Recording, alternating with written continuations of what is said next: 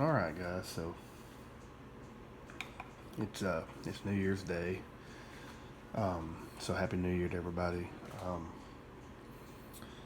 I don't normally mention what day it is or time it is because in 3 months from now, when somebody opens this video up, it's not going to matter that it was New Year's when I shot this. But I just bring that up because I'm off work today and I'm hardwired to wake up early. So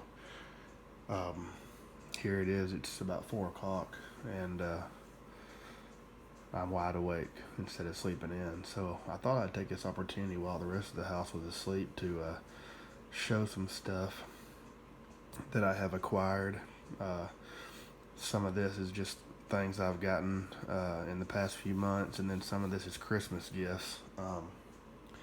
So this is just going to be a knife and leather, basically another ramble like I did a while back. It might be a little bit longer video, but maybe it'll give y'all something to do on New Year's.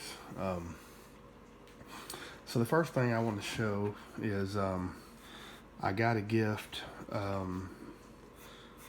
from Jerry over at Big J's Knives. Now, Jerry gave me a whole sack full of stuff, and I regret that I don't have it all out here because it was. He get his wife Sarah SD Leather Works. She gave him, or I didn't mean to say gave. She put some stuff in the box too, like the beard balm, some lotion, and even some hand poured chapsticks. And so those were for my wife and daughter. And then he actually gave a little handheld slingshot to my boys. There was a O-light flashlight for a keychain, and I gave that to my son because I already have one that he gave me a long time ago, and they're absolutely great. And he sent another one along, and so I gave that to my oldest son to put on his keys. And so everything he sent me was in a nice Case Knives drawstring bag. There was some decals in there, and all that stuff just kind of got scattered around, and I don't have it all right here in front of me, but I appreciate everything Big J sent. It was an awesome Christmas goodie bag. But one of the coolest things that I got out of that package was this really nice unused Shepherd's Hills honing stone. This is like an Arkansas stone, and it come in this nice leather sheath, and so this is just really cool. I'm definitely going to use this, and I love that it's in this slip so that it kind of matches all the other knife leather that I've got. And then, like I said, Miss Sarah makes this beard balm, and she makes chapsticks and stuff, and it's just really good stuff. So I got a couple cans of that and some chapstick. So I really appreciated that. The next surprise package that I got came from none other than Boston Blade Reviews, and I wasn't expecting this. To be honest with you, me and Kevin are friends. You know, we kind of got to be friends through Big J. Y'all remember they did their live show together, and so I got to be big friends with Jerry, and Jerry's good friends with Kevin. And so the only reason me and Kevin don't talk more is because, just like the rest of us, he's a extremely hardworking guy, father, husband, and he just doesn't get on Instagram all that much, you know. So whereas me and Jerry, we pretty much talk every day, off and on. Kevin, he's not on there quite as much, so we don't talk quite as much. But he remembered, you know, he thought of me this Christmas, and he sent me this package, and I was completely blown away. He probably didn't know it, but I had really been wanting to try one of these Bear & Son Barlows, and I just never did pull the trigger. You know, I do a lot of trading and back and forth with, you know, a couple of people, and I just don't get on the websites and buy that many new knives. But Kevin had this one, and he sent this my way, and this thing is awesome. It's got the carbon steel, which I've already used it and put some patina on it. Just a phenomenal action on these knives. Great half stops. Yeah, put together really well. Really well. So just really stoked to have this. He also sent me this Zippo. I love carrying a Zippo in the wintertime. Well, even in the summer, but especially in the winter when I'm always, lighting a candle or the fireplace or a brush fire outside or whatever. And then the other thing he sent me that was really cool is his whiskey glass with it's got the 50 caliber bullet sunk into the glass. And I've seen these before, and I always thought, man, that's pretty cool, And another one of those things, I always thought they were cool, but I never did pick one up myself, and now I've got one. And I actually I didn't have any whiskey on hand, but I actually drank some beer out of this thing over the Christmas break, and so really cool, totally unexpected, but totally appreciated. And I don't want to, I kind of wanted it to be a surprise, but I guess I'll go ahead and say, Kevin, if you're watching this, I've got you something special on the way, buddy. And I appreciate the fact that you remembered me this Christmas. So moving on from that, I had worked up a trade deal with Kent Smith about a sheath for this Stag XX changer knife, and I had asked him if he wanted if he would trade my little case hatchet for a belt sheath, and he said he would, and we talked about it a little bit, and then he sorry, got distracted. I thought one of the kids was waking up. He shot me a message back, and he said, hey, I've already got this one worked up. He said it was basically designed for a $110. He said, do you think it would work? And so I compared the changer to a $110, and they were really, really close in size. And I said, yeah, I think that'll work. And he said, well, let me send it to you. He said, if it doesn't work or whatever, he said, I'll make you a custom one or whatever. And I said, okay, that's fine. And so he sent me this, and let me tell you, it's absolutely perfect.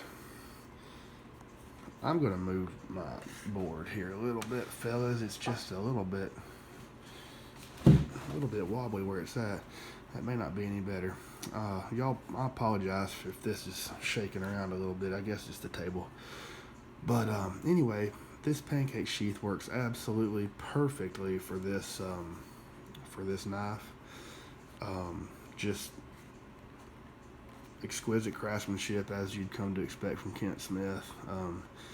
I know there's some other guys out there that are making these high quality, really thick tooled leather sheaths, and some of them are doing some really nice work. But I'm gonna tell y'all right now, Kent, he's a good friend of mine, and his stuff is such high quality. I don't see myself going anywhere else for a big nice, like a pancake sheath or something. Anyway,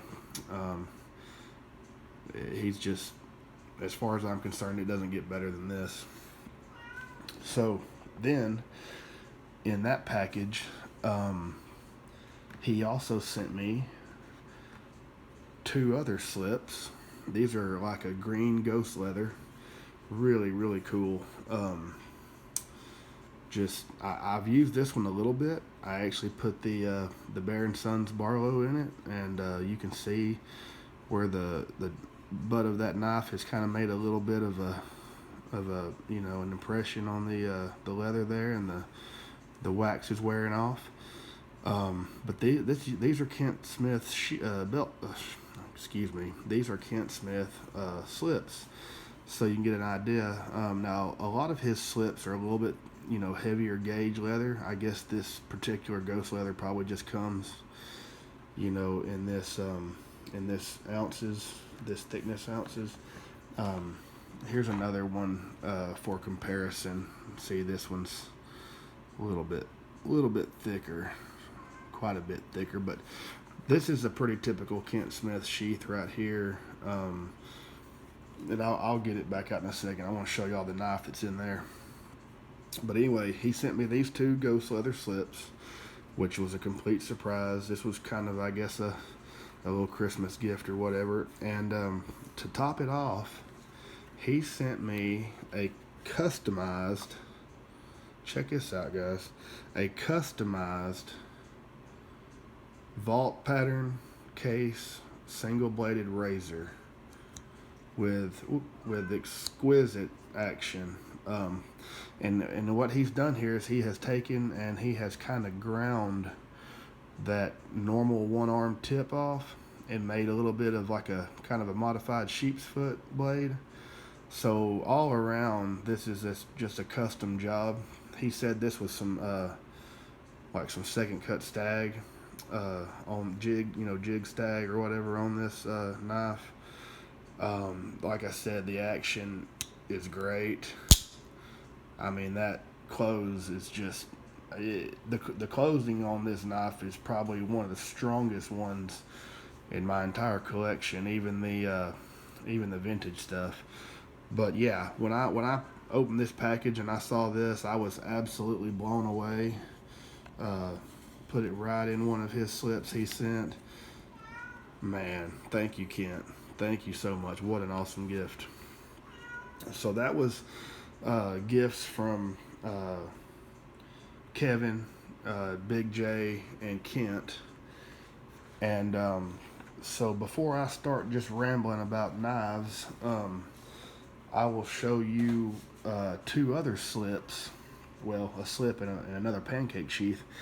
Kent did a doorbuster sale for Christmas, and he had probably 20 or 30 different pieces for that he had already made up, and he was only asking like $24 a piece for them, which is freaking ridiculous. I mean, some of these guys want nearly $100 for a slip, and I'm gonna tell you, they're not even this nice.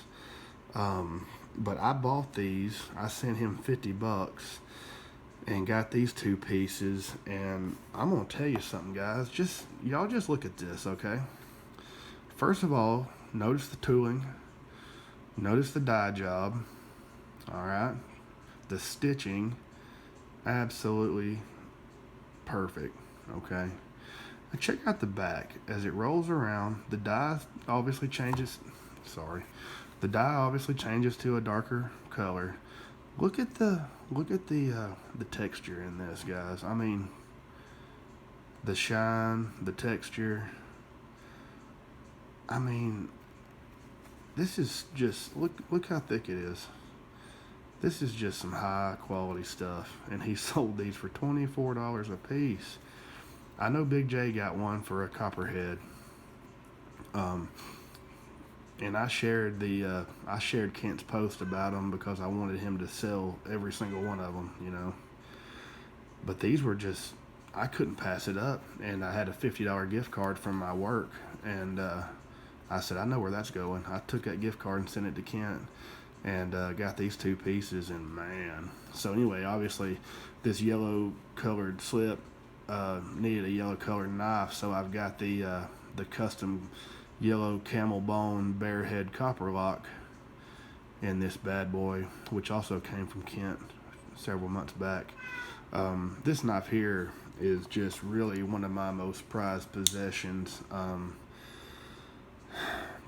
It's definitely a special occasion knife because it is so special and it's a one of a kind. But yeah, that's yellow dyed camel bone, and it is it's a custom job that Kent did, and it's got an old carbon steel warranty from an old yellow Delrin knife that they rehandled, and it's just absolutely amazing. And so it lives in this sheath now. Not to say that I couldn't put anything else in this sheath, but that's just what's going to stay in here primarily. But yeah, just blown away by these slips, man. The Kent Smith leather work, I can't say enough about him. It's just about the best there is. And then the second piece I got was another pancake sheath, which I'm up to like 5 of these things now. but couldn't pass this one up. Absolutely love the tooling. Once again, it's got a little bit of a yellow color, but also some red. So if you're trying to color coordinate, this could obviously go a couple of different ways. Hang on a second. I'm gonna let this silly cat in my daughter's room so she'll hush.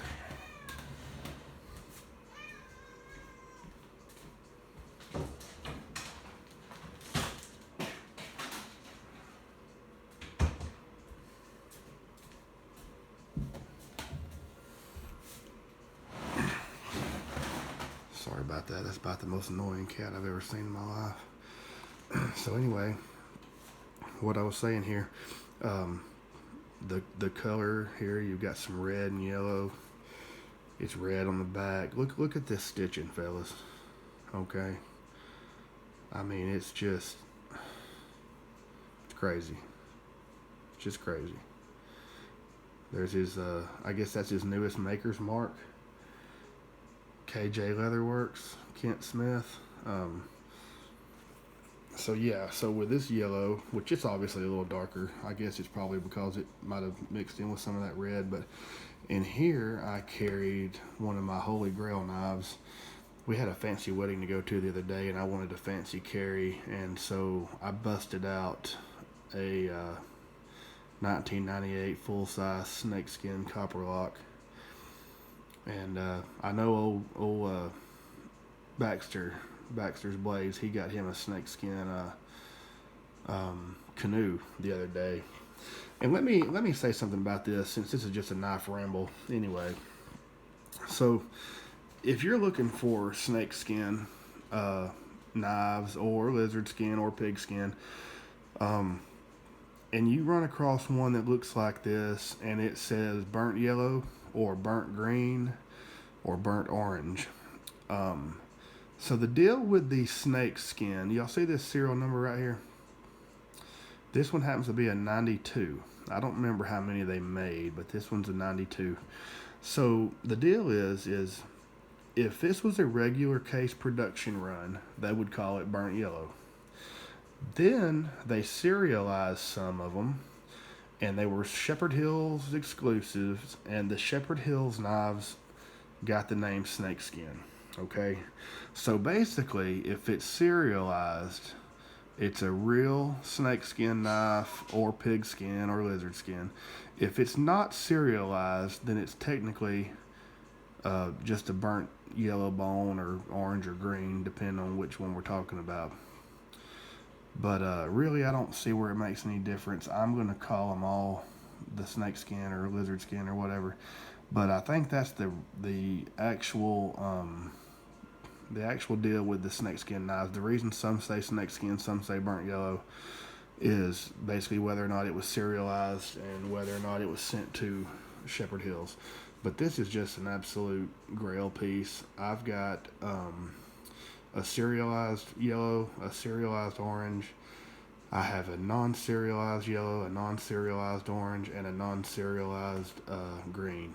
So if I had a serialized green one, I would actually have a complete set of the real, snake skin, lizard skin, pig skin. But I'm not hunting for one super hard because I just don't see where it really matters. Basically, what I'm looking for with these is how they got burnt. Y'all know that the burning thing is a very unique to each knife.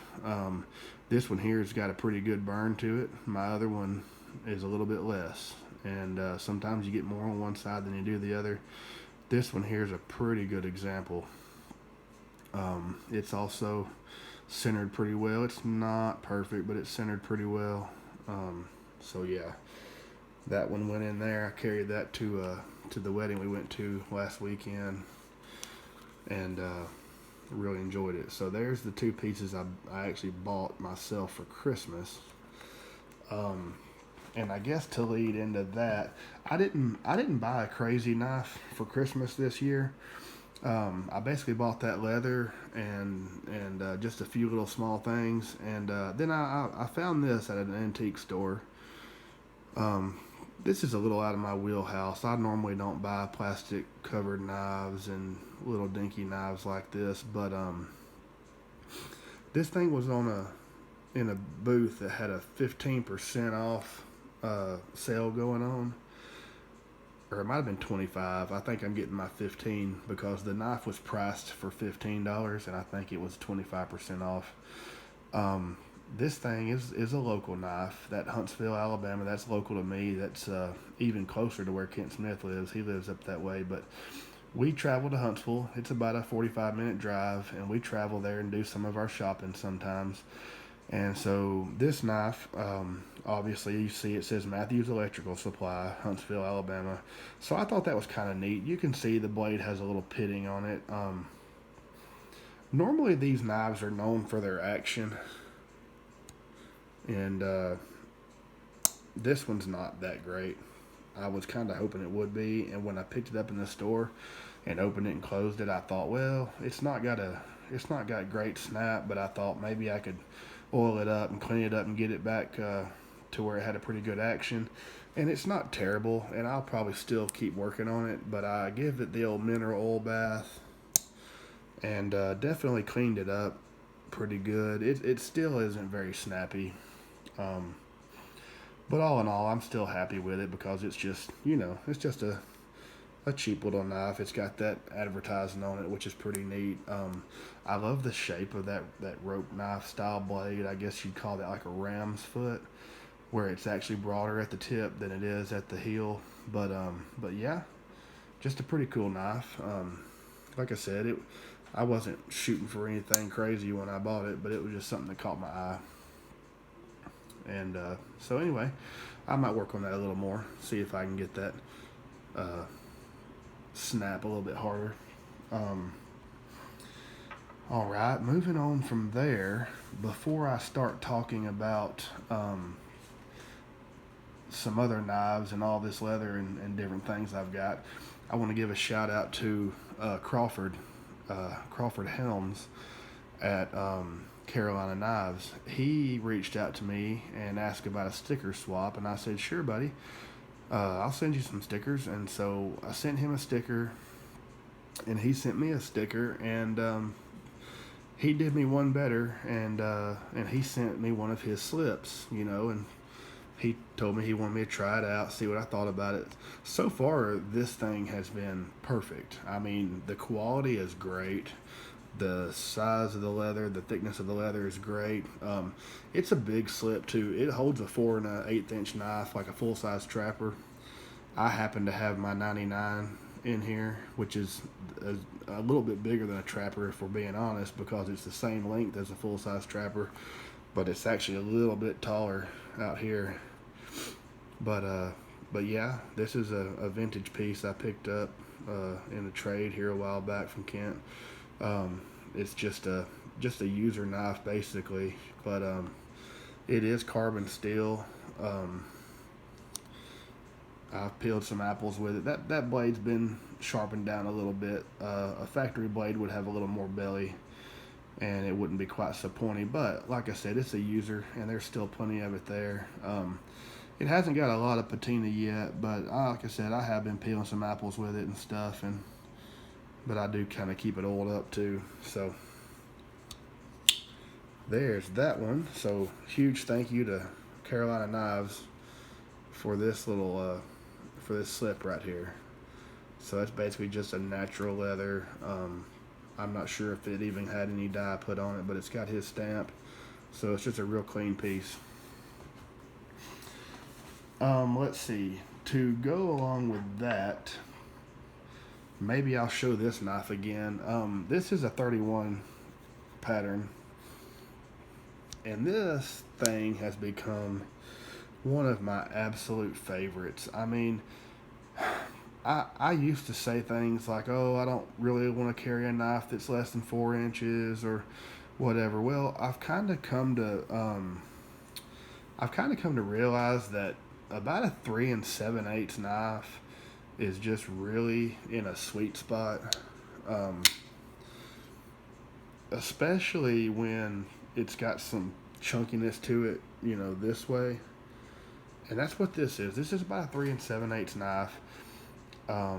It's vintage. It's from, gosh, 76. Yeah. It's got all the snap. It's got all the pull. Great blade here. You know, you got the flat part here, which a lot of knives don't have. You've got the swedge. It's a thick blade. The blade stock is thick. It's been sharpened down a little bit. It's kind of been sharpened down enough to where I can't get a real fine, keen edge profile because it's just a little thick right there.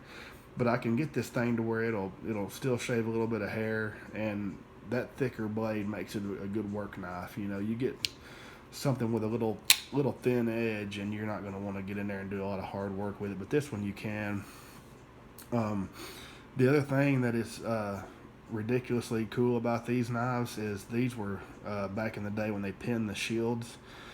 I don't know if you'll ever be able to catch it on camera, but if you get it in just the right light and just the right angle, you can see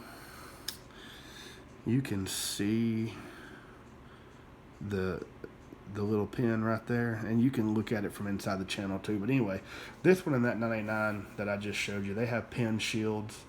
Look, back in the 70s, Case knew what in the hell was going on, son. You get a 1970 anything, and most likely you're going to have a really good knife on your hands. But yeah, that has become one of my absolute favorites. I really don't even put this in a slip because it's just one of those knives that says throw me in your pocket. I don't need no dang slip. Throw me in your pocket and use me. It's basically the vibe I get from this thing. Here's one that I showed on Instagram the other day. Now we can get on a little debate here, or a little topic about American made versus overseas stuff, and I talked about this in my Instagram post. I actually did a little bit of a write-up, more than what I usually do, but I ran across this thing at an antique mall just last Sunday, right? And I don't know, I just saw it laying there in the case, and I thought, man, that thing looks interesting. You know, it's got some thickness to it. It's chunky. I'm kind of a sucker for a smooth white bone, or a smooth bone period. You know, I noticed that it had this big flute, which, you know, looks like a pretty quality you know, design cue. And this thing was priced for like $15. It's from a company called Valley Forge. They claim they're from New Jersey on the side of the box, but then obviously you can see it says made in Pakistan back here. You know, whatever. I knew it was overseas made. It wouldn't have been that cheap. But I bought this with the whole idea, because I have been doing these half stops and blade mods and stuff on some of these knives, and I've been having some pretty good luck with it. And I thought, man, I don't believe, you know, it was in a locked up case, so I was just looking at it, and I was kind of looking at it the best I could from the angle I could get, and I thought that thing doesn't have any half stops, and I thought that'd be a cool one to go ahead and put half stops on. And it was, when it was in the case, it was, you know, closed up like this, so I couldn't tell exactly what kind of blades it had. So I called the guy over, and I said, hey man, I want to check out a knife over here. So he comes over there with the keys, and I get this thing out to look at it. Had some stuff in I could see. And open this dude up, and this thing has got two of the greatest blades. It's dirty because I've been carrying it in my pocket without a sheath. It's not going to have too good of a sound when I open it and close it probably, but it's got two of the coolest blades in it. This blade here reminds me of what the Case small saddle horn has. It's kind of that Skinner type blade. It's got that great swedge on it. And if you'll notice, this is a saddle horn pattern knife. But where the Case saddle horn, small saddle horn, has like a Skinner blade and then a clip point, this one here has, and y'all see I did put the half stops on, this one has the like a Skinner clip, and a Warncliffe blade. So I said to myself right off the bat, well, there won't be any blade mods going down with this thing because I already love the 2 blade choices it has. And look at that thing. Don't it look nice? I mean, yeah, it's cheap. It's made in Pakistan. I'm not all about supporting the Pakistanis, but damn. I don't know. For 15 bucks, I just thought, shoot, I'm gonna get it. I'm gonna play with it. And so what I've done is I've kind of just been rubbing on this thing for the last couple of days. I smoothed up the back springs really good. It had some gaps in the bone, a few spots, and what I like to do there is I like to fill it up with super glue, and then once it's hard, I'll smooth it all back up with some fine sandpaper. This thing actually needs polished. I haven't polished it. I've done a bunch of sanding and smoothing on it. I sanded these pins down to where you can't feel them at all. Like if you were blindfolded, you wouldn't even know you were rubbing your hand across it. They weren't bad to start with, but I sanded them down a little bit just to make them, pretty much perfectly flush. The thing's got double pin bolsters. Obviously, one pin runs all the way through the knife, but then the bolster itself is actually pinned to the liners right here. And it's the same way. See the 2 pins, and this is actually would be referred to as a cap, since it's a single-ended pivot. But anyway, the bolster on this side's the same way. That one pin there in the center is your pivot pin, and then that smaller one to the inside is pinned to the liners, just like the handle covers are. So anyway, yeah. Like I said, I've got this thing full of grip because I haven't had it in a sheath, and I've just been toting it in my pocket for a couple of days. But the action on this thing isn't terrible. It's not super snappy, but it's not terrible. Blades are centered up pretty well.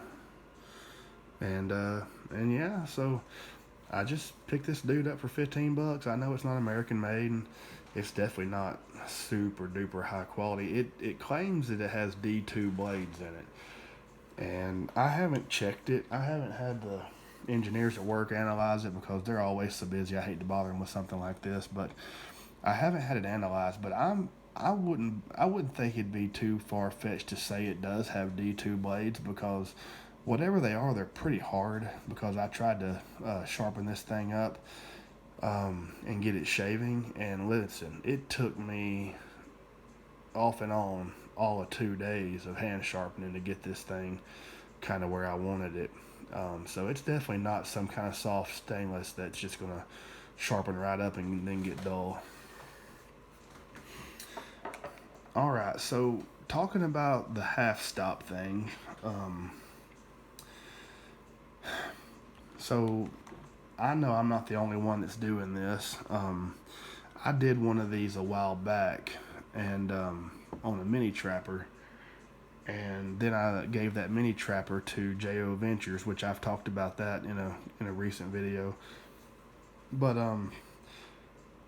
I had kind of got the idea to do a full size one, and so I think the first one I did was the yellow Delrin, which I ended up giving to Big J at Christmas time, and he was thrilled with it. If you haven't seen his video, he's got a video on that knife. And I did the half stops, and then I modified the spade blade into a sheep's foot blade.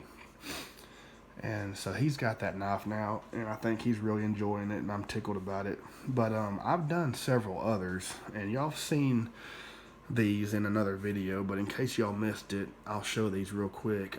So this was one of my favorite trappers in my collection. It's stainless, but it's a smooth red bone. It's got this awesome diamond shield, and this thing was a factory Warncliffe knife. This is not a blade modification that I did. This is a factory Warney improved trapper, they call it. And this was one of those knives where I was kind of like, that's a really nice knife. I'm not going to monkey with it, just for fear of, kind of messing it up or whatever, because you never know when you're modifying things. Sometimes things go wrong and you end up ruining something. So I wasn't going to modify this thing at first. And then after I did a couple other half stop jobs, I thought to myself, you know, I could probably pull that off, and that would be a really sweet knife with half stops. So that's basically what I did. I put half stops on my RoR and J Trapper, and it has just, I mean, it really transforms these things, guys. It just gives them a whole new personality with that half stop. This one came out with really good action. It just jumps into that half stop. So since we're talking about leather as well, this was the very first pancake sheath I got from Kent. Now, what's different about this one is it was made, it's got a thicker pocket. This sheath was made for a two-bladed knife. These other ones I have are just about all single blade. They're just about all single bladed sheaths. Now, you could probably cram a two-bladed knife into these, but they weren't really made for that. But I've got these two since we're talking leather. This one here, he sent me to do a little R&D on because this was a kind of a different design. If you'll look right here, this one, instead of being two full pieces of leather sandwiched together and stitched, this one he did to try to lighten it up a little bit. So he's got the back piece here, which is still, I think, two pieces of leather, but then he just kind of stitched this piece on the front to create the pocket. And so this thing has been absolutely perfect. It's holding together. It's just as strong as the rest of them. Matter of fact, you don't even know they're different. They wear the same, and they pretty much look the same. And so if you didn't know it was a different design, then you wouldn't know. But just real quick, this one's got my natural bone carbon steel Warncliffe. I carry this a lot, and this natural bone really soaks up oil. And I'm not gonna stand here and act like this is the most attractive knife in the world, because the way it soaks that oil up kind of here and there and splotchy, I guess it has its own kind of character to it. But I don't know, I thought about coloring the handles on this thing, and then I'm like, no, just let it do its thing, you know. So anyway, you got the American flag shield. I think these would have looked good with that diamond shield that last trapper I showed you had. But yeah, it's got some patina. I mean, it does work, and so I'm pretty proud to have it. This one here, Kent sent me along one day, kind of like a surprise. It's just got this little piece here. It doesn't have any kind of function. I think he just stitched it on there to give it some contrast and some color, and yeah, it's pretty cool. This one's holding a pretty special knife. This is a green worm groove copper lock, and I want y'all to look how thick this bad boy is. These copper locks are one of my absolute favorite carries. I like the fact that they lock. I like the fact that they're 4 1/8 inch long, and I just love the overall look of this knife. Everything about it, the copperhead bolster, the long pull, the swedge, the clip blade. I just love every single thing about a copper lock. And this worm groove is just absolutely amazing. But yeah, if I could pick one drawback of the copper lock knife, is that some of them are a little bit slim. Now this one here is going to be even slimmer than a lot of your jig bone knives, but just for a comparison, look how much thicker the worm groove is on this green knife here. And I don't know if they leave it thick so they can put those deep grooves in. I'm sure that's got something to do with it, but I don't know. Just that little extra thickness, it just fills the hand a little better, and man, it just really, you just get a lot better purchase on this knife. So that's a special one. I actually don't even carry that one all that often because it's just one I don't want to get messed up. But that's definitely another special occasion knife, or going on a date night or church or whatever. So moving on, because I'm already at 40 minutes and I don't want this thing to be a 2-hour video. Here's another one. This is that other Kent Smith sheath that I've had for a long time. He sent me this one probably a year ago, and he's got DCO stamped into it for Doom Crew Outdoors, which I think is really stinking cool. But you can see I've carried this one a lot. It's got that shine to it. But yeah, this one here has gone a lot of places with me. And listen, it's just as stout and sturdy and tight as it was the day I got it.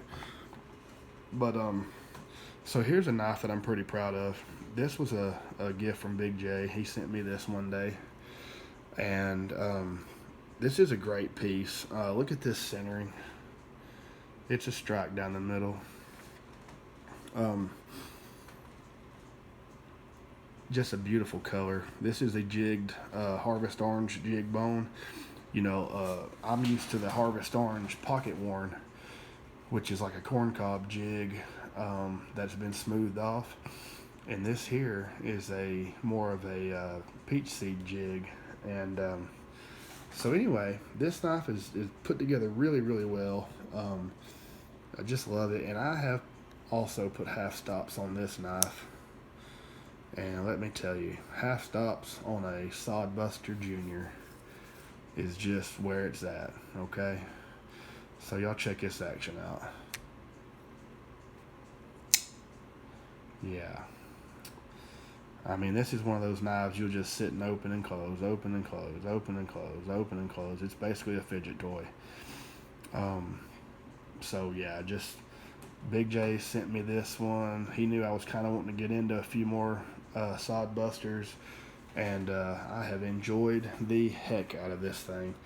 I almost didn't modify this one either because it was a gift, and I thought to myself, I was like, well, do I really want to fool with it? Because you know, it being a gift and all, I didn't really want to take a risk of messing it up.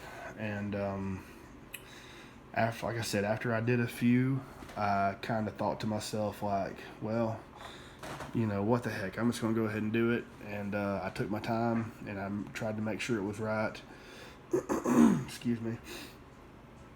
And so I modified it, and everything worked out great, and now I love the knife even more. So this is one that I don't think I've shown. So my full-size whiskey bone trapper was the second knife that I did, well, technically third, but in this little run of knives I've been modifying, the whiskey bone was the second one that I had done. And so I knew that those whiskey bone knives are kind of hard to find, and there's been people that have reached out and want to know if I want to get rid of mine, and I'm like, no, definitely not getting rid of it, you know. But at the same time, I started carrying my whiskey bone knives before I realized they were going to later become hard to find. So both of my whiskey bone knives have some wear and some pocket time. And so when I modified the spade blade on my full size and made a kind of a Warncliffe blade out of it, and it worked out really good. And like I said, it basically changed the personality of that knife, and it turned it into a knife that I really liked into a knife that I really loved. And I almost, you know, it was just like, it turned out so good. And I thought I had it here. I thought I got it out, but I'm looking around and I don't believe I have my full size one. I think I carried it yesterday and must have laid it down somewhere, but anyway, I'll find it. But I did the half stops on the full size one, and then I turned the spade blade into like a Warncliffe blade. Well, I thought, why not have my mini trapper match? Now, obviously the mini trapper came with half stops, so I didn't have to do that. But I did go ahead and turn the spade blade into a Warncliffe. And I didn't get the exact same profile. Like the profile of this blade is a little, I don't know. It's almost like it's just a little more rounded here. I think on the full size, I've got a little more of a sheep's foot. It's not really a sheep's foot, but it's just a little bit more of a corner right here. So anyway, that's on me. I just kind of sanded it different. But yeah, I basically put a Warncliffe blade on the Mini 2, and if any of y'all are looking at this and going, "Oh, that nail nick looks like crap," well, listen, I know it does. The half stops, the blade reprofile, everything is easily done. For me, it's pretty easy until you get to trying to put a nail nick in something, and then it becomes a mess. I don't have any kind of jig to hold these things. This thing has amazing action. I know y'all heard that. But I don't have any kind of jig to hold the knife. I'm basically doing every bit of this work freehand. I'm basically holding the knife in one hand, running the Dremel cutting disc in there to flatten the heel out. I'm doing every bit of that by hand. And so when you get to doing a nail nick like that, and you've got this blade open, and you're trying real hard to just get the straightest line you can right here, it's tough. And I've told everybody, every time I show one of these, I always say, hey, I'm not necessarily proud of that nail nick, but it gets the job done, So there's my Whiskey Bone Mini Trapper. Let's see here. Let's just start talking about some leather, because I think I've got a bunch of knives out here, but I wanted to show some leather work. So let's move on to SD Leather Works. These are some pieces from Sarah.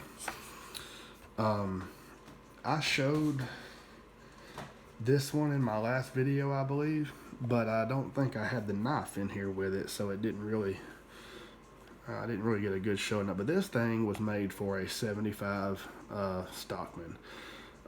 This is a chestnut bone 75. This is one of my absolute favorite carries. I've modified this knife a little bit. If you'll notice, I put swedges on the blades, kind of like you might see on a GEC knife or something. But yeah, this knife, I haven't carried this knife in a little while because I've just, kind of had other things that I've been carrying. But this was a absolute, let that cuckoo clock do its thing. This was an absolute everyday companion for a while. And you can tell by the patina that I've used it a good deal. But yeah, I have several 75s. This is my only 75 in carbon steel, so I really like to carry it. The only other thing I've done to this one is I also smoothed up the back springs and the liners. And what I mean by that is Case does a pretty good job of getting all this smooth. But you can, and it takes some elbow grease, but if you've got one that you've got a little bit of stepping in, you can just kind of feel it when you run your finger side to side. You can take some sandpaper and you can smooth that up to where it feels like one solid piece of metal like this one does. You can't tell on the camera, but when you rub your finger across this, you can't feel, like you truly can't feel a transition on this anywhere. It is highly polished and everything is flushed up. So there's that one. I'm gonna try to move on pretty quick because I'm approaching an hour. Everybody in my house is gonna be awake here in a minute anyway. This is another one she made me kind of custom, and so this one means a whole lot to me. This is actually everybody's got the knives that they carry on special occasions. I've got a few myself. This is like a special occasion sheath. She's got my initials here. And this thing holds a 4 1/8 inch knife. Inside this one, I've got my carbon steel copper lock. This one here pretty much took over the everyday duties from the 75 there, because I just like to carry a carbon knife every day.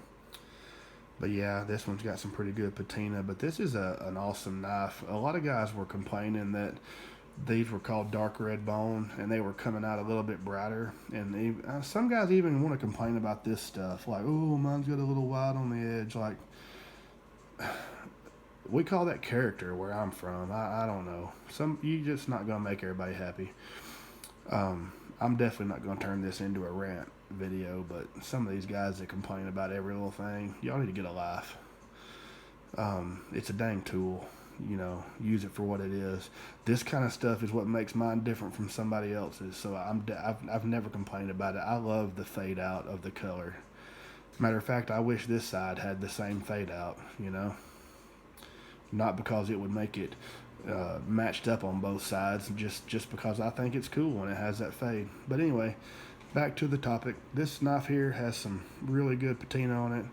I don't really care about patina. I mean, yeah, it's cool. It's cool to grow patina on a knife, but like at the end of the day, I like this thing to be used so much that it just turns the whole blade gray, and it just, when somebody sees it, they go, dang, that thing's got some stories.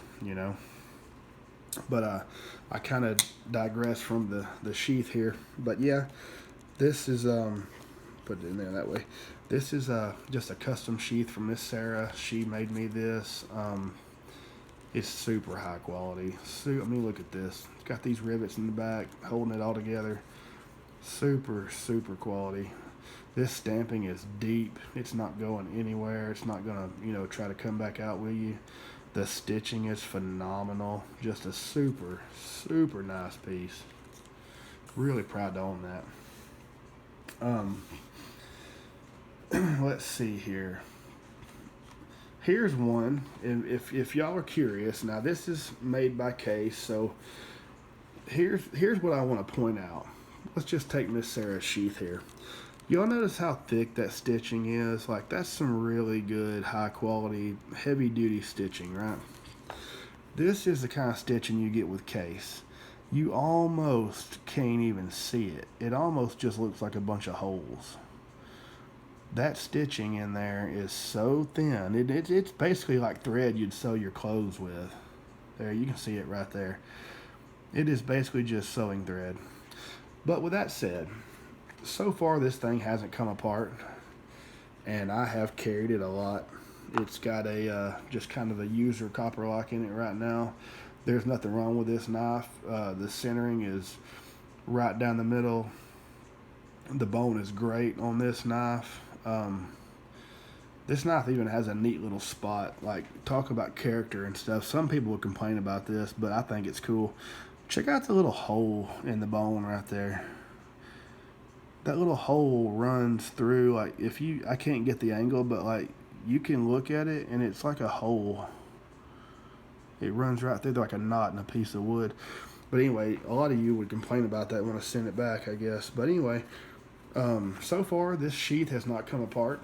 The reason I bought this slip, I called it a sheath a minute ago. The reason I bought this slip is because I bought it the same time I got the natural bone copper lock, and I needed something worth about $5 to get free shipping.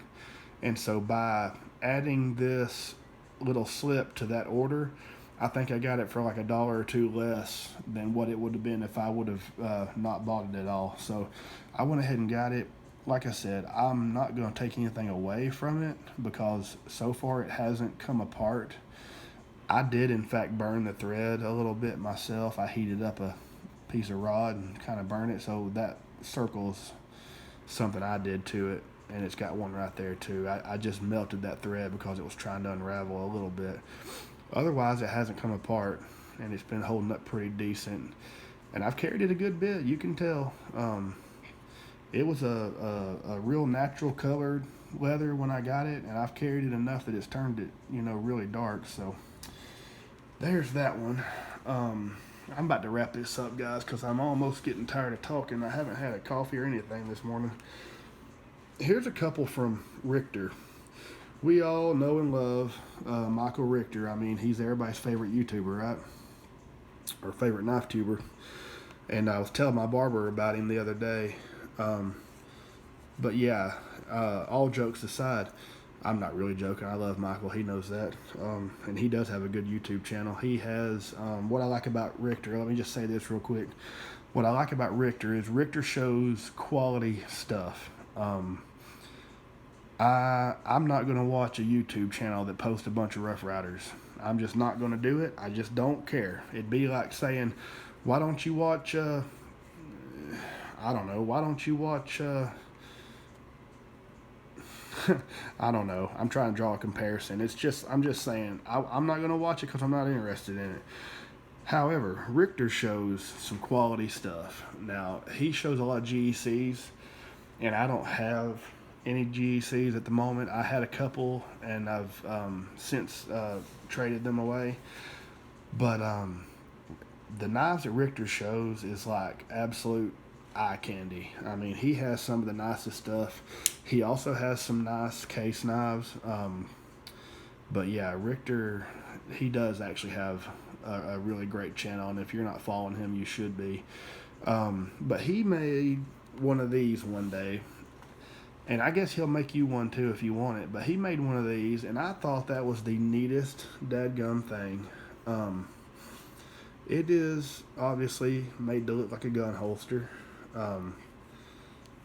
And I you know, if I would have had a gun stock knife, I would have put a gun stock knife in this holster just to really send a message home. But I reached out to him and I told him, I said, man, I want you to know, I think that gun holster slip is just about the coolest thing I've seen in the knife world in a long time. And I said, one day I'm going to have to get you to make me one of those. And he was like, man, I appreciate it, you know. And anyway, sometime after that, he hit me up and he said, hey, man, I've got a gun holster slip headed your way. And I was like, are you kidding? And so sure enough, here it is. And listen, Richter was doing these slips a long time ago. I don't know who out there has been doing them longer. I don't know how long Kent's been doing them, but Richter's been doing it a long time, and he knows what's up. If you buy a slip from Michael Richter, you can rest assured that you're going to get a quality piece. This one also came from Richter. This is my very first ghost leather slip. It's got an autumn bone copper lock in it. Odd story, or not an odd story, but oddly enough, this knife has actually been in Richter's hands. We did a trade, and I traded him this knife for a Tony Bowes back pocket. And I enjoyed that knife, and I would probably still have it to this day.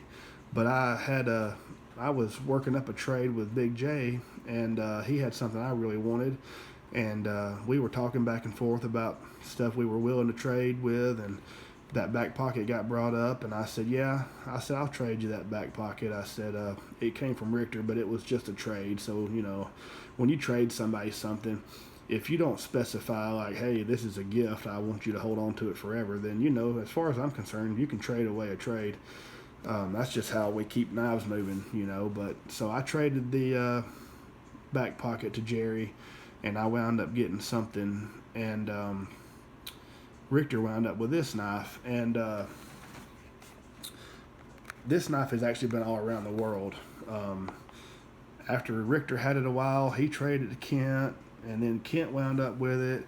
I found out that it came from Richter, and I was like, oh, that's my old knife, you know, and me and Kent were talking, and before you know it, I had it back in my possession. But this thing's got some great jigging. I love the way it looks on this end, the way that jigging comes in, almost like I mean, it's not trying to be stag, but it has those grooves almost like the way stag kind of looks on the end sometimes.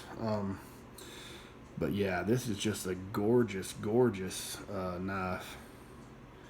It really, really is. And this was one of the first slips that I ever had. And it's like I said, a ghost leather slip from Richter. You can see the R. But this ghost leather has patinaed to the point that you can just about tell what's in this slip without even knowing, because you see that copperhead bolster and everything. So really love this one. Here's one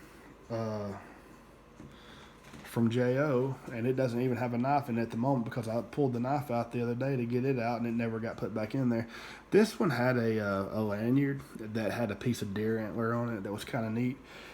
And my son, excuse me, my son wanted a little deer antler necklace, and so when I made him one, my other son said, hey, I want one too, and the only other piece I had handy was the one on this slip, so my son got that piece of deer antler off this slip, so I'm going to have to get me a piece of leather and a bead or something, make me another little lanyard for this, but this is a JO slip. You can see actually I'll pull this knife out of here. What I normally carry in this is a full-size trapper, so it's kind of molded to fit a full-size trapper already. And so this one's super high quality. You can tell by the shine that it's got that I've carried this one a lot. This is a really, really nice slip. It just fits that full-size trapper perfect. The cutout allows you to reach in there and get the knife out with ease, and I love the buck stamp, and this was one of the slips that he made before he was even putting JO on them, so I don't know if you'd call this an OG or what, but it's definitely one of his earlier ones, and it's a dandy. The leather's supple on this, like it's stiff enough, but it's got some flex to it. Like if I was gonna have a wallet made, this is about the kind of leather I like to have a wallet made out of. You know, it's got that nice, it's like the perfect thickness, so it has a little flex, but it's not too flimsy, if that makes any sense. The other maker here that I can showcase is EDC Leatherworks, Randy, Georgia Adventure. Early on, really early on, when I started doing YouTube videos, or maybe even before, maybe I was just on Instagram, but I had kind of connected with Randy a little bit, and we had started talking and becoming friends, and he sent me a little welcome package. It had a EDC kerchief in it, and he sent me these two slips right here. This slip is holding my father-in-law's vintage 1976 old red bone copperhead, and this thing is an absolute dandy. I don't have to explain these copperheads to y'all know they're great, but this one's got some use. All this patina was my father-in-law's. All I've ever done with it was just kind of cleaned it out and sharpened it, but the snap on this thing is stupidly good. The pin blade's even better. The pin blade is like a daggum guillotine. But yeah, I've kind of been keeping it in here. But this is one of Randy's OG coffin slips. It's got a green stitching. It's got his maker's mark on the back right there. Really cool piece. And then this is a scout carry, a horizontal carry. Now, I'm not a super huge fan of horizontal carry because I have had knives fall out of these. I'm not saying that a knife is just going to come flinging out of it, but if you get to doing a little bit too much and running around or whatever, you can lose a knife in one of these. And it's not anything against Randy, because this is a more like a mass-produced Nakona sheath. Nakona's well known for their leather. Some of the most expensive baseball gloves you can buy are made by Nakona, and this one's got a special knife in it actually. This is my stag hen and rooster stockman, excuse me. This thing just has some killer stag to it. This pile side of this thing is just nearly as perfect as it gets. I really like this knife because it's like almost not hardly as finished as you might expect. Like when I say that, what I mean is like these pins, this is messing up my focus. These pins, if you'll notice, they're not super flush and polished out. They're a little bit more crude. You see that? But for some reason, I love that. It's like, I guess they didn't really want to get down in there and risk messing up the stag, so they left those pins a little proud. And I don't know, man. Just something about this thing is just, I don't even carry it that much because it's just one of those knives I'd hate to lose or hate to drop or something, you know. I'm trying to give y'all a good close-up. I don't think I've ever given a great close-up of this, but look at this fat part right here. Look how deep and that is. Look at that. But this thing is pretty epic, and it's got a good action too. No half stops on this one. I don't really think half stops are all that popular on Stockman, but I think it's more of a jackknife thing maybe. But the action on this thing, listen to this, man, it's great. And that's got a good, probably a 1095 steel. It doesn't say, it just says carbon. It's got a C on the stamp for carbon. But yeah, this thing is just nice. I give about 80 bucks for this. I found it on sale at an antique mall.